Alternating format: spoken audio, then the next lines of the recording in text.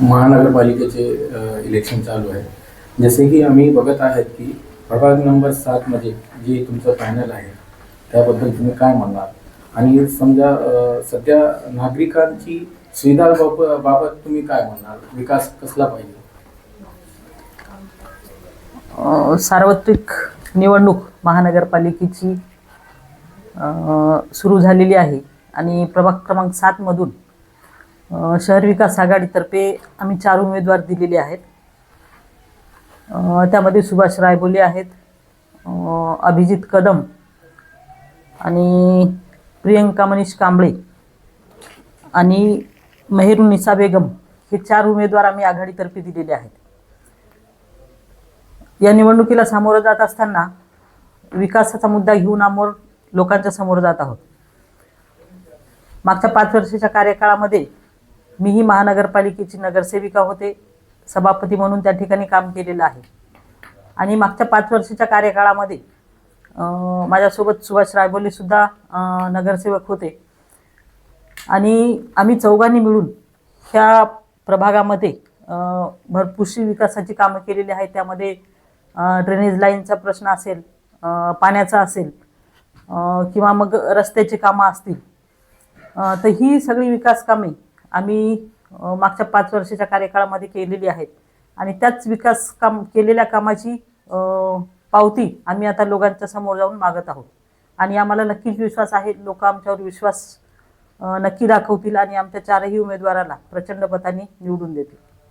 Madam, सध्या कसं आहे, महानगरपालिकेची जी शाळा आहे त्याच्यात उच्च दर्जा करण्यासाठी तुम्ही काय पुढचं पाऊल ठेवणार आहे डिजिटल सेवांसाठी?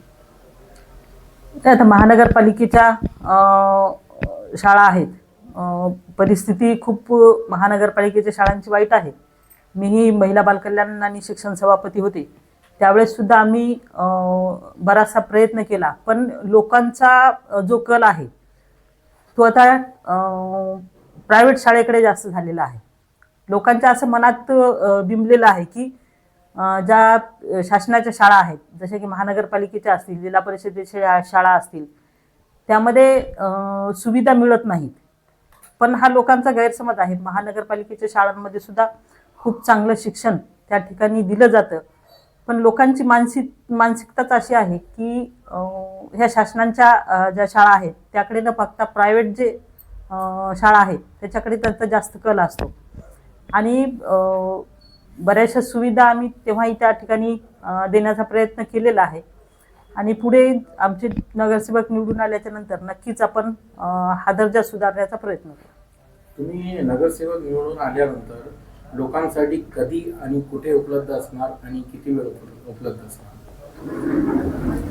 नाही, तर निवडून आल्याच्या नंतर तर लोक आमच्याकडे प्रश्न घेऊन येणारच आहेत आणि त्या प्रत्येक त्यांच्या समस्याला तोंड देण्यासाठी आमचे 4ही नगरसेवक नक्कीच 100% त्यांच्या समोर जातील. कारण त्यातले दोघं जे आहेत, सुभाष रायबोले जे आहेत आणि मेहरुन्निसा बेगम, त्यांचा मुलगा म्हणजे मुमतजीब भैया हे सुद्धा नगरसेवक होते. त्यामुळे कामाचा अनुभव आहे आणि नक्कीच ते लोकांच्या प्रत्येक समस्येला सामोरं जातील. आमच्या चॅनलच्या माध्यमातून तुम्ही लोकांना काय आवाहन करणार? आपल्या चॅनलच्या माध्यमातून प्रभागातील सर्व जनतेला मी मतदारांना विनंती करू इच्छिते की आपण कुठल्याही भूलथापांना न बळी पडता किंवा जो पक्ष